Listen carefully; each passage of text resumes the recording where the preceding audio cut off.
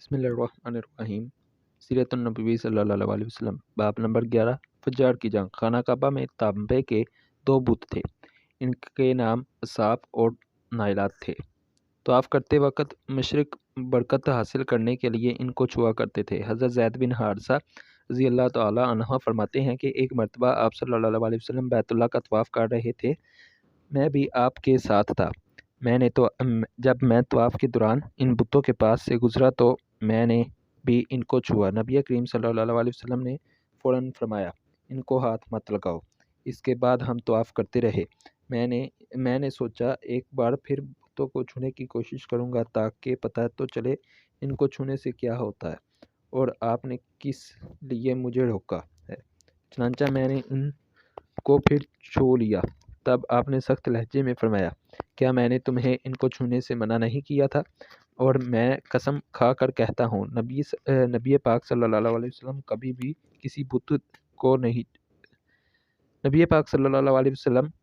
کسی بت نہیں چھوا، یہاں تک کہ اللہ نے آپ کو نبوت عطا فرما دی اور آپ پر وحی نازل ہونے لگی۔ اسی طرح اللہ تعالیٰ حرام چیزوں سے بھی آپ کی حفاظت فرماتے تھے۔ مشرک بتوں کے نام پر جانور قربان کرتے تھے، پھر یہ گوشت تقسیم کر دیا جاتا تھا یا پکا کر کھلا دیا جاتا تھا، لیکن آپ نے کبھی بھی ایسا گوشت نہ کھایا۔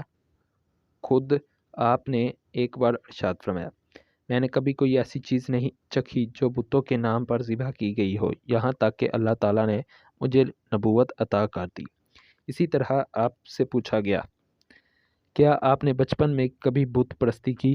آپ نے ارشاد فرمایا نہیں۔ آپ سے پھر پوچھا گیا، آپ نے کبھی شراب پی؟ جو آپ نے ارشاد فرمایا نہیں، حالانکہ اس وقت مجھے معلوم نہیں تھا کہ کتاب اللہ کیا ہے اور ایمان کی تفصیل کیا ہے۔ آپ صلی اللہ علیہ وسلم کے علاوہ بھی اس زمانے میں کچھ لوگ تھے جو جانوروں کے نام ذبح کیا گیا گوشت نہیں کھاتے تھے اور شراب کو ہاتھ نہیں لگاتے تھے۔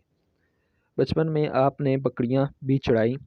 آپ مکہ کے لوگوں کی بکریاں چرایا کرتے تھے۔ معاوضے کے طور پر آپ کو ایک سکہ دیا جاتا تھا۔ آپ فرماتے ہیں، اللہ تعالیٰ نے جتنے نبی بھیجے ان سب نے بکریاں چرانے کا کام کیا۔ میں مکہ والوں کی بکریاں قرارید سکہ کے بدلے چرایا کرتا تھا۔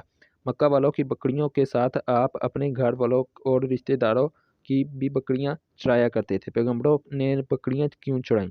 اس کی وضاحت یوں بیان کی جاتی ہے، اس کام میں اللہ تعالیٰ کی زبردست حکمت ہے۔ بکری کمزور جانور ہے، لہٰذا جو شخص بکریاں چراتا ہے اس میں قدرتی طور پر نرمی، محبت اور انکساری کا جذبہ پیدا ہو جاتا ہے۔ ہر کام اور پیشے کی کچھ خصوصیات ہوتی ہیں، مثلاً قصاب کے دل میں سختی ہوتی ہے، لوہار جفاکش ہوتا ہے، مالی نازک طبع کا ہوتا ہے۔ اور اب جو شخص بکریاں چراتا رہا، جب وہ مخلوق کی تربیت کا کام شروع کرے گا تو اس کی طبیعت میں سے گرمی اور سختی نکل چکی ہوتی ہے۔ مخلوق کی تربیت کے لیے وہ نرم مزاج ہو چکا ہوتا ہے اور تبلیغ کے کام میں نرم مزاجی کی بہت ضرورت ہوتی ہے۔ عربوں میں ایک شخص بدر بن معشر غفاری تھا۔ یہ عکاظ کے میلے میں بیٹھا کرتا تھا، لوگوں کے سامنے اپنی بہادری کے قصے سنایا کرتا تھا، اپنی بڑائیاں بیان کرتا تھا۔ ایک دن اس نے پیر پھیلا کر اور گردن اکڑا کر کہا، میں عربوں میں سے سب سے زیادہ عزت دار ہوں، اور اگر کوئی خیال کرتا ہے کہ وہ زیادہ عزت والا ہے تو تلوار کے زور پر یہ بات ثابت کر دکھائے۔ اس کے یہ بڑے بول سن کر ایک شخص کو غصہ آ گیا۔ وہ اچانک اس پر جھپٹا اور اس کے گھٹنے پر تلوار دے ماری۔ اس کا گھٹنا کٹ گیا۔ یہ بھی کہا جاتا ہے کہ گھٹنا صرف زخمی ہوا تھا۔ اس پر دونوں کے قبیلے آپس میں لڑ پڑے۔ اس میں جنگ شروع ہو گئی۔ اس لڑائی کو فجار کی پہلی لڑائی کہا جاتا ہے۔ اس وقت آپ صلی اللہ علیہ وسلم کی عمر 10 سال تھی۔ فجار کی ایک اور لڑائی بنو عامر کی ایک عورت کی وجہ سے ہوئی۔ اس میں بنو عامر بنو کنانہ سے لڑے، کیونکہ کنانہ کے ایک نوجوان نے اس قبیلے کی کسی عورت کو چھیڑا تھا۔ فجار کی تیسری لڑائی بھی بنو عامر اور بنو کنانہ کے درمیان ہوئی۔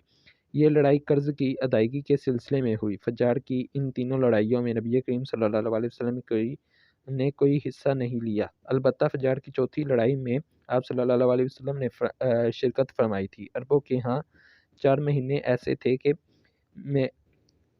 ان میں کسی کا خون بہانا جائز نہیں تھا۔ یہ مہینے ذی الحج، محرم اور رجب تھے۔ یہ لڑائیاں چونکہ حرمت کے ان مہینوں میں ہوئیں، اس لیے ان کا نام فجار کی لڑائیاں رکھا گیا۔ فجار کے معنی گناہ، یعنی یہ لڑائیاں ان کا گناہ تھا۔ چوتھی لڑائی جس میں نبی کریم صلی اللہ علیہ وسلم نے حصہ لیا، اس کا نام فجار براز ہے۔ یہ لڑائی اس طرح شروع ہوئی کہ قبیلہ بنو کنانہ کے براز نامی ایک شخص نے ایک آدمی عروہ کو قتل کر دیا۔